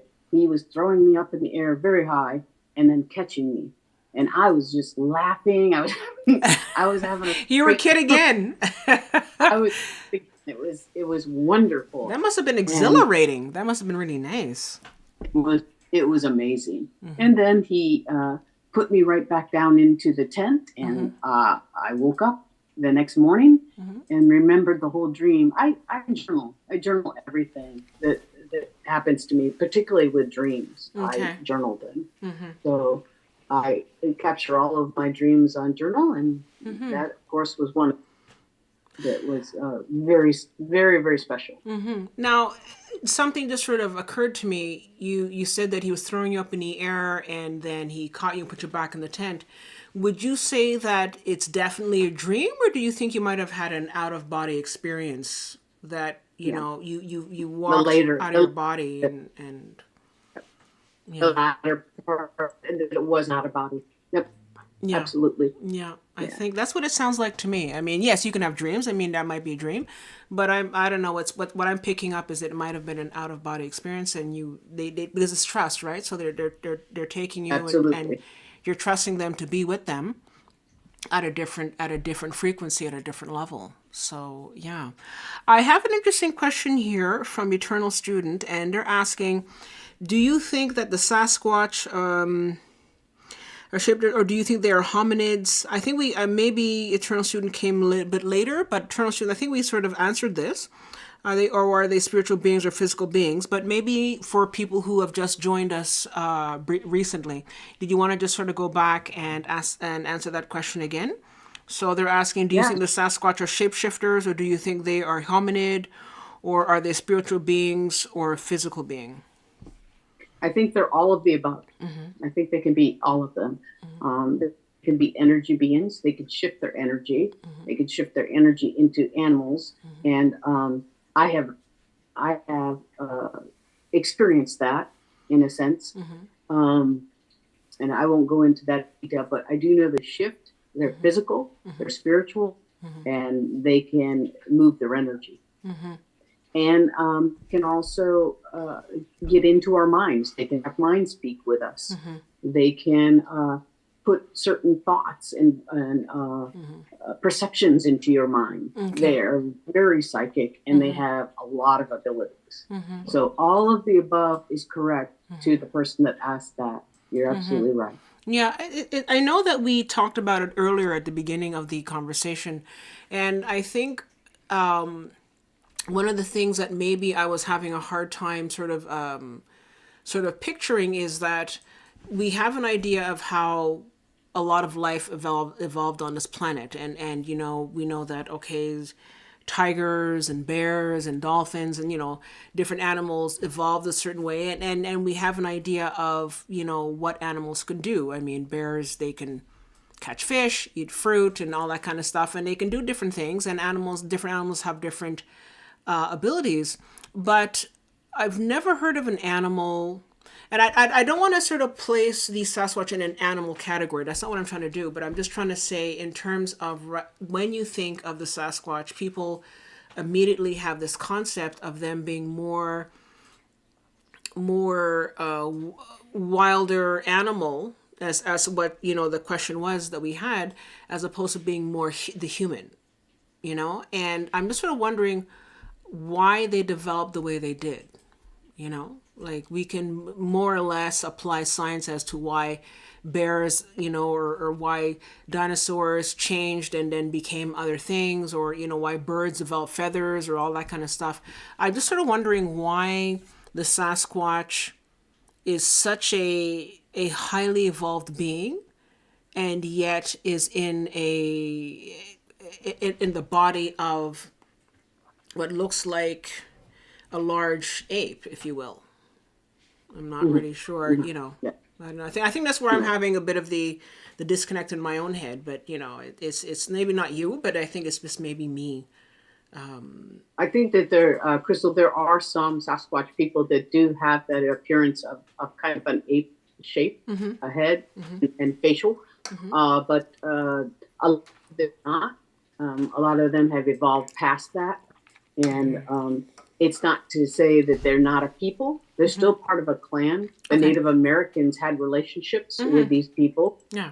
As a matter of fact, that they tried to teach them. Many of the Sasquatch people tried to teach Native American, and they had a symbiotic relationship. They had a really good relationship. Yeah. It's when Native Americans turned toward what the white man was doing and materialism, and went that direction, is when the Sasquatch people separated Of course. from them. Of course. From, Yeah.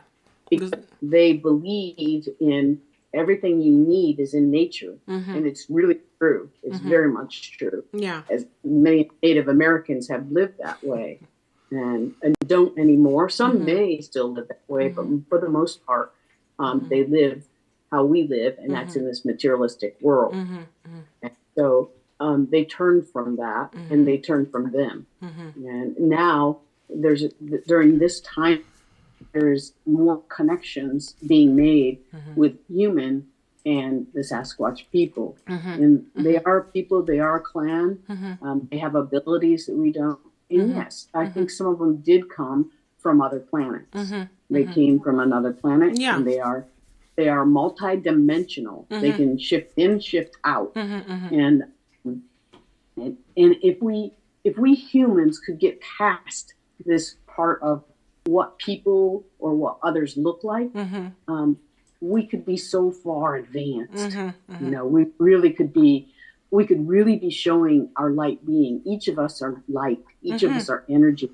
We have a light that comes out. And I'm sure you and your audience have seen it. You go into a room, you can see like, who's lighting up the room. Right? Exactly. That's what you gravitate to, right? Well, the Sasquatch people are like that. They have great deals of energy and can literally light up, you know. So they want to form connections with us, but they need us to trust, and vice versa. They need to trust us. And we're not that trusting. No, not. No, and it's funny because Eternal Student made the comment, I consider humans animals, and that's true. I have to say, because, you know, I watch a lot of, it's interesting because I total disclosure here, I like to watch a lot of those like videos with the animals, and you know, I love pit bulls and all that kind of stuff. I just absolutely love animals, and often you will see in these videos where people show they have different animals that are coming together, living together, and someone's rescued a dog, or they've rescued a raccoon, or they've rescued a pig, or a cow, or whatever, and they all get along. They don't have an issue with how the other one looks. They're saying, okay, you smell different, you look a bit different, you're a bit bigger and hairier and all that. But like, I mean, the animals find a way to get along, and they check each other out, but they get along. And often people are saying, well, why can't humans be like that? You know, animals have found a way to be more humane than humans themselves. And so I agree with that comment from Eternal Student that, you know, I agree with that. Yeah. They're our teachers. They're very much our teachers. Yeah. Showing us the way. Yeah. I definitely believe that. So I think that if I can share something with you that might sound a bit strange, but it's just resonating to me, and I really wanted to share this with you. When you were talking about your book, you were working on a new book about Sasquatch, and how people who you've encountered who were psychics said that you had a past life with them. I'm sensing that, and you know, you can take this as you will, but I sense that maybe at one point you might be channeling. You might be channeling these beings in a, you know, kind of like with Bashar, you know, like with like Bashar, and you know, Daryl Anka, he channels Bashar, and he's able to go into that whole sort of mindset and channel a extraterrestrial being called Bashar. I don't know. Do you feel that maybe that would be the next step for you? I'm not trying to shove it down your throat, but I'm just trying to say that it's something that resonates as you're talking about that. I don't know. I would say that if that is something that the Sasquatch people would like me to do, that I would, of course, be open to that if that presented itself, because I have that much of a connection with them. That, I certainly would love to have that conversation or interaction with them about that topic. I'm not opposed to it. I know that with Daryl and with any channeler, it's very draining. It's a huge commitment to make because sometimes you're in, and sometimes part of you is out, so that the channel can come through. Exactly. Yeah. Did you pushed aside, as it were? Yeah. It takes a lot of energy, and with the Sasquatch people, they're high vibration, very high energy. I know one lady that does channel them, and she has to sleep immediately afterwards, eat and sleep, and because it drains her, right? But yeah, I mean, Crystal, I certainly would be open to something like that. I don't know if that's the next step. But if it is, I'm open-hearted and open-minded to that, something like that. Sure. And I guess the big question here is, have you seen a Sasquatch in like 3D time, like right here, right now? Have you been in a forest setting or somewhere, and you've seen it sort of rustling in the bush or something? Yes. So, yes. But I didn't know it at the time. Okay. I thought it was a man walking down the logging road, and everything points back to that it wasn't a man walking down the road. And this is where your mind tries to put a picture in there. And in my case, I walk my dogs out in the woods, deep in the woods, and I go early because I have one dog that's pretty aggressive. And so I take her very early. And this one particular day, I noticed as I was coming up, she was up ahead of me. They're off leash. Her tail is straight up, and she's looking down this logging path. And I'm thinking, oh no, I better get up there because maybe there's a person with a dog coming. Okay. That's not going to be. So I'm working my way up there to greet her. And I look where she's looking, and I see a man all in black, back to me, tall, walking down the logging road away from me, about 200 yards, so quite a distance. It's 7 o'clock in the morning. It's early morning. So there's light out, but not a lot of light. So my other dog that was with me, older, I turned around. He's doing the same thing she is, tail straight up, looking at this person.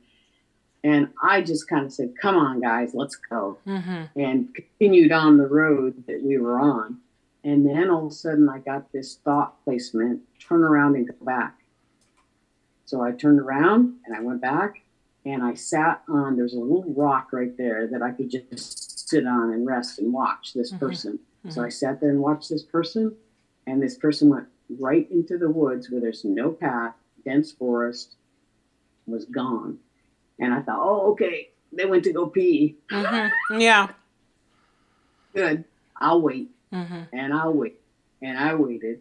And I waited. And I thought, wow, what was that? This person didn't come back up. So I continued on my way. And another thought placement hit into my brain. You just saw Sasquatch. And I was like, oh my gosh. Wow. I just saw Sasquatch. I saw him walk down the logging road. And my dogs were right there, not barking. And I have you know, this dog is very aggressive and barky. She didn't make peep, nothing. No noise. None of them did. They just watched, tails straight up. So I'm getting the goosies right now. So. Yeah. Well, I mean, if the dog is not doing anything, that's kind of saying something, because dogs don't react unless there's really something. If they're not barking or doing anything, it's because they sense that there's a much bigger, not they don't know if it's a predator, but it's a much bigger animal. It's an animal of sorts. Because if it's another human, they would just bark all day like, oh, rah, rah, rah. But another bigger animal, they're like, oh, wait just a minute. Whoa, Not a peep. Yeah. So no. Yeah, no, I think that's definitely a sign. It's definitely from the dogs for sure, and but at the same time, you felt very comfortable. You didn't feel scared, and I find that's very interesting, because even if you were meeting a human being, you don't know who this guy is. I mean, who could be some sort of weirdo, some crazy man, and yet you were just very calm and relaxed. And you didn't, I wasn't there, but I sense that you didn't feel, based on your story, you didn't feel any kind of threat like, oh my God, this guy has an axe, he's going to come to me. No, you just sort of felt that there was something there, and you were calm. Well, he was walking the other direction. So he was walking away from us, going down, and we were going across that logging road. He was going down it.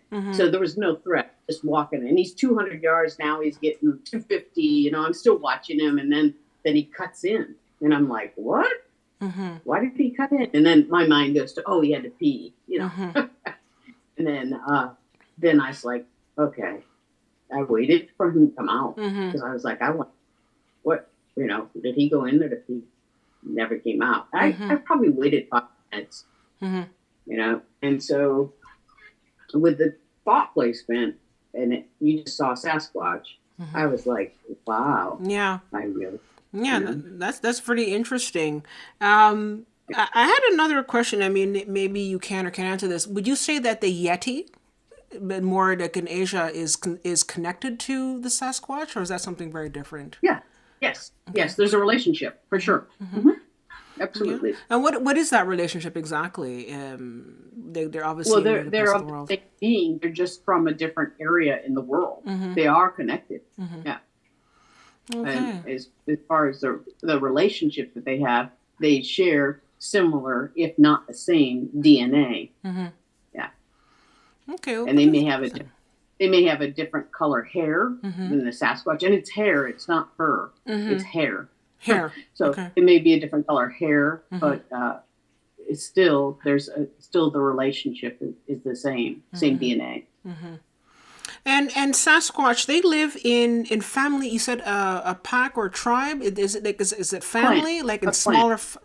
Sorry, A clan. a clan. They're a clan. Okay, in a clan. And is it? Do they live in family, like in groups? Like how what is their social structure in terms of the Sasquatch? Yeah, they have a very tight social structure as far as family. Family is first. The male will protect the whole family. The female mate the babies, the juveniles. The male is the one to protect, and the male is the one that most people have interaction with, not so much the female, unless it's another female. That female is bonded with that particular human.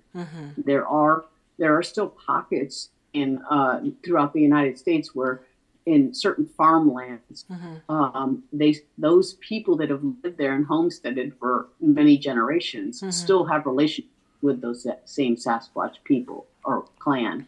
Okay, and they live for a very long time. They live much longer than we do. Yeah, how long do they live? How long do they live? There's some that have lived like thousands of years. Okay. Yeah, they live very long. Okay, and when you say that this clan is bonded to a human, is this like the First Nations, like the Native Americans, or are other people that they've bonded with? Sometimes, but it can be just farmers that have had relationships because they're on the same land as that Sasquatch. Okay. And there are times when those people in hard times, when the winter is really tough, that they have helped provide some food to the clan so that they can survive throughout the winter. Okay. So there's a relationship there that of great respect and caring for those people that have been on that land probably way before those farmers ever was there. They've been here a lot longer than we have. Okay.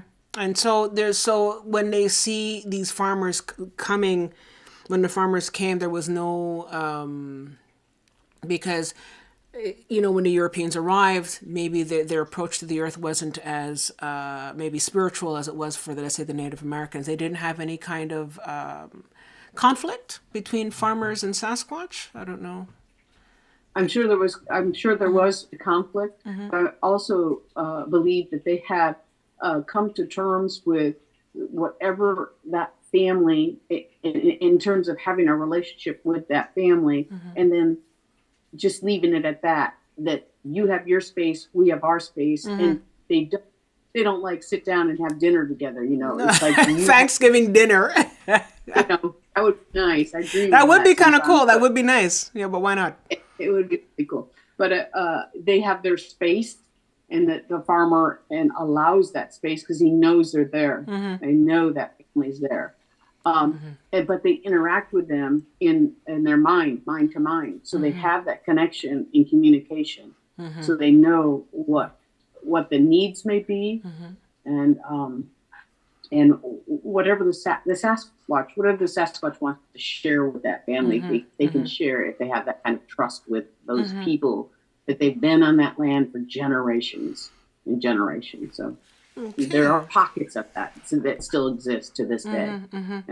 Yeah, so one last question, and then I'll see if other people have other questions. But I have heard of this. You did broach this topic already, but I have heard that the Sasquatch do come from another planet, and people have talked about it. People who are in the UFO field have talked about them being from other planets. Do we know by any chance what planet they might be from, what constellation or what part of the galaxy they might be from?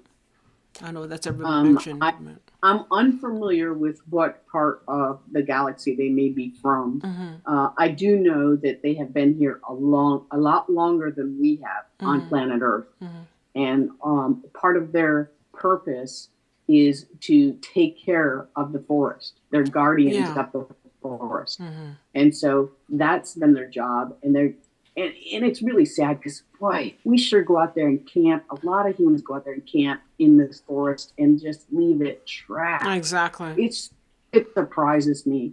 Canada is very beautiful. I think Canada does a pretty good job at keeping their country beautiful. But in the States, it's really sad to see the condition of the forest sometimes. Okay. And you can imagine it just infuriates them. It angers them, to see that we would do that when they're trying to be guardians of the forest and protect it. Yeah. Absolutely. And I don't know. I have a question here from Bill Simmons. He says, "How do they communicate with the farmers? How do they communicate with them?" Mind speaks. Sometimes it's through mind speak, and if they don't mind speak, then there's just an understanding between the farmer and that particular clan. If they don't mind speak, then there's just an understanding. They have their space, and the farmer has their space, and they know they're there, and they respect that. Okay, that's pretty cool.